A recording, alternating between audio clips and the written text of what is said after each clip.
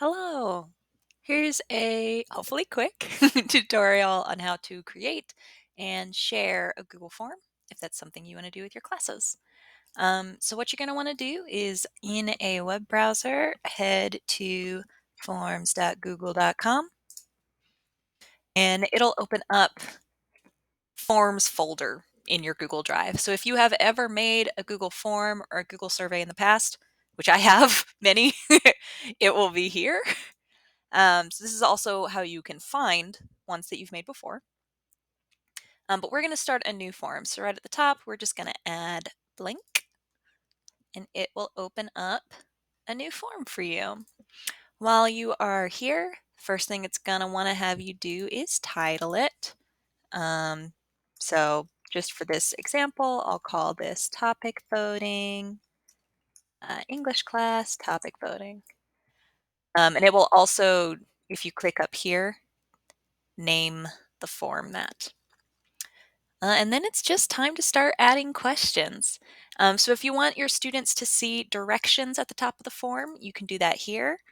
Please choose 3 topics. And then I can make whatever I want. So by default, it's going to offer you a multiple choice question. But you can change what type of question it is to a whole bunch of different options. For in-class purposes, you will probably only ever need short answer, maybe a long answer, multiple choice, or checkboxes. A checkbox means that a student can pick more than one option. If it's multiple choice, they have to pick one. If it's more than one option, you want checkboxes. So I'm going to pick that because I'm pretending this is class topic voting. So I'm going to make this question, what do you want to learn in English class? And then I'm going to type in my options. So maybe this is talking to my doctor. If I wanted to, I could add a picture to this question. So I can upload from my computer. I can just search Google Images. Let's me Google doctor, stock photo. Here are some doctors.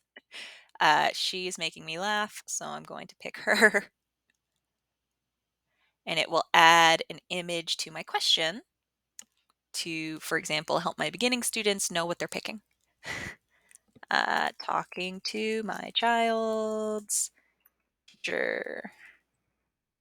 And every time I'm adding a new option, I'm just hitting the enter button on my keyboard, and it's adding a new choice.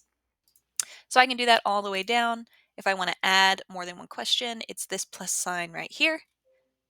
If I want to duplicate a question, for whatever reason I want the exact same one, it's this little copy button right here. This trash can will delete it. I can set a question as required to make sure students don't actually accidentally skip an important question, or I can leave things optional.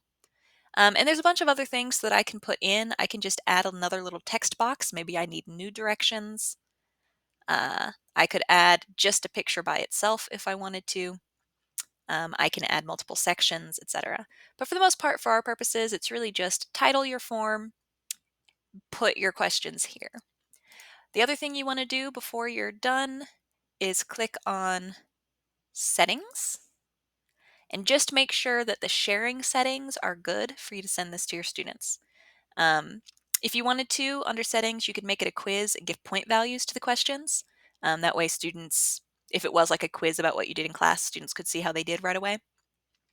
But for sharing, to make sure students can do it, you want to double check under responses. So it will have an option for students to need to be signed in to answer this quiz.